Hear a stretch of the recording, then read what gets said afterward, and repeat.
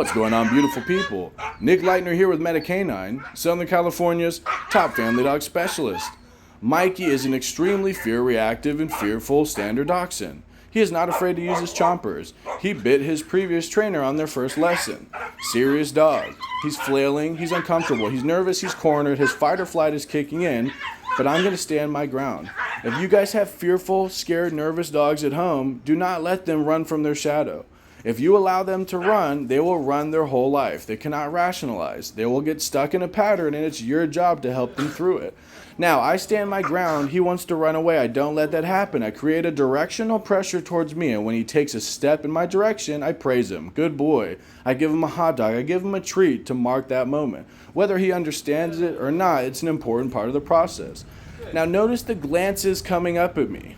This is crucial.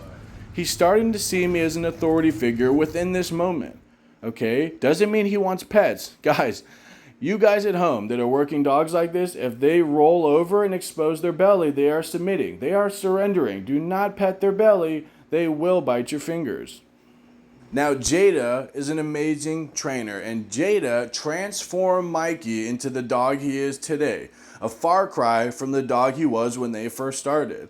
Now we're doing some follow the leader drills. She's moving, he's following suit. The main focus here is to be the leader. Change directions when he starts to get ahead of you. Keep switching up, and what you're going to notice as you keep doing these switchbacks, your dog will anticipate the movement and he will start creating a loose leash walk, which is part of the goal.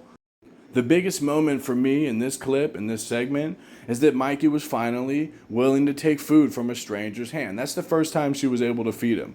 Now this is huge because I've said it in previous videos. Dogs that are undergoing an adrenal state, that have a defensive or an aggressive demeanor, will not show vulnerability and eat. It's simply not part of the fight or flight equation. So if you're working difficult dogs, or if you own a difficult dog and you only know how to utilize positive reinforcement, well, simply put, you only know how to feed your dog.